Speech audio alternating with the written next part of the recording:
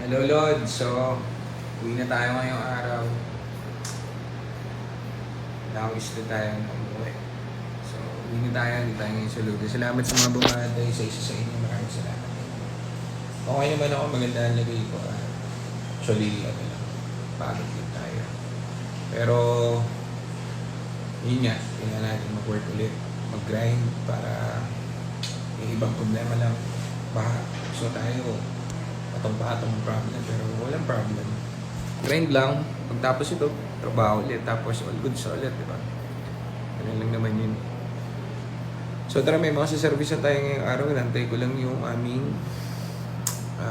gate pass. So, tagal. Hindi pa ako dito, 3 oras na akong gantay ng gate pass. Tapos, hindi pa ako nakauwi. Kita tayo sa shop, sige. So yun, nakalabas na rin tayo. So, palabas ko lang ng ospital. Hinabol ko lang yung bill out ko kasi 3 araw ako dun. Muntik na mag-4 kasi tao dito. Ang cut off dun 10 AM. So, doon na lang ako sa shop maliligo. Ando naman mga gamit ko. So, drive ko tong Geely ngayon. So, eto Geely natin.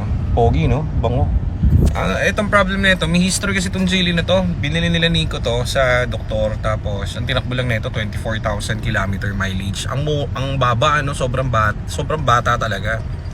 Ngayon, ang problema nito, pagkakuha nila, umi-stop, nawawala ng power, parang namamatayan. Hindi namin binenta. Alam niyo naman tayo dito Hindi kami magbebenta ng may something or may issue. So, pwede mo na palusutan to sa buyer yung mga ganitong senaryo. Minsan lang naman mangyari.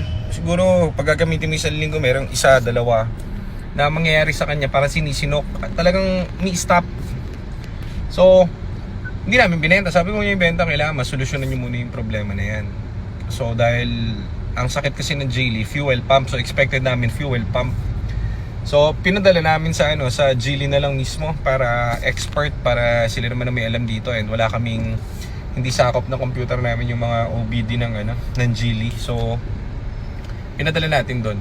Ngayon, sa kasa mismo yon. Ngayon, it's all good. Wala na yung ganon. Actually, under testing pa. Pag hindi na lumabas yun, pwede na nating for sale to. So, ang naging problem daw, sabi dun sa mga mekaniko dun sa Geely, is purge control valve.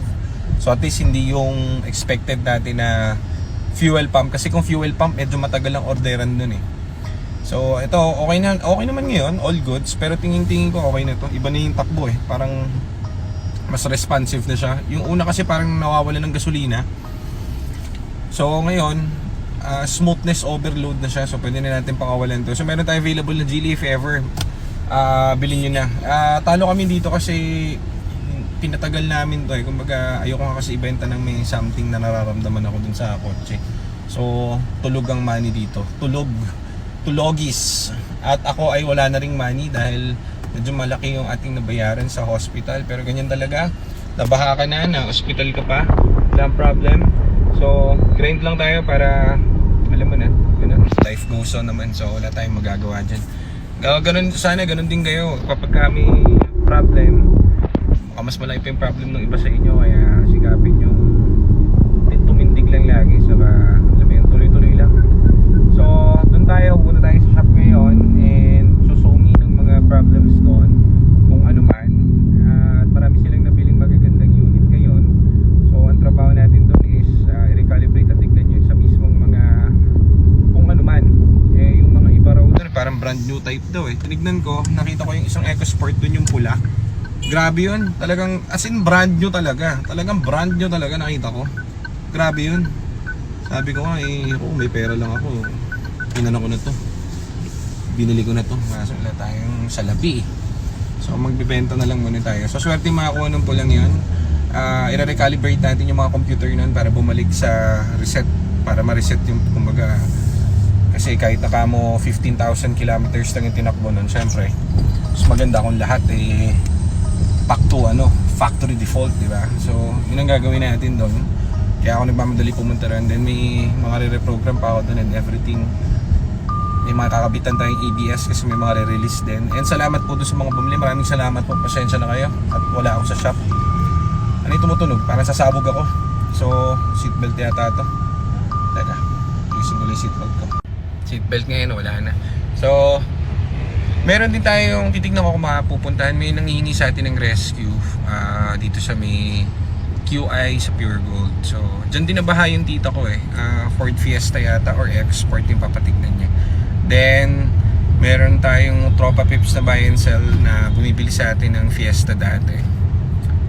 Pinapatignan yung susukuhan niya na yung Fiesta niya. So, sa Malacanang naman siya. So, alala ko yun si Sir eh. So, puntahan din natin kung kaya natin. Pilitin ko Sir medyo, alam nyo na, may jet lag pa ako sa ospital eh. So, pilitin ko, pero unahin muna natin yun nandito. Kapag naigi tayo rito, tatawagan ko yun para pumunta tayo dun sa QI. Kasi kawawa naman, natambak daw nun ng baha. Hindi niya alam kung anong gagawin. So, malapit lang kasi dito yun. So, plano ko, ikutan namin para if ever masalba yung mga ngalawang dun katulad ng RFA module. Kasi pag yun ang binira, halos medyo mahal yun kasi marami trabaho ang RFA module. Yun yung device na nasa ilalim ng passenger seat ng Fiesta saka ng EcoSport. So ngayon, pag yun tinamaan, patay ka. Medyo matrabaho yun, saka madugo. So, mas maganda masalba natin hanggang di nangangalawang at hindi nagsashort. Kasi pag nag-short na, pinindot yung remote no, nag-short yun, naku po, delicates, goodbye. So yan lang muna at punta muna ako sa shop. Ingat.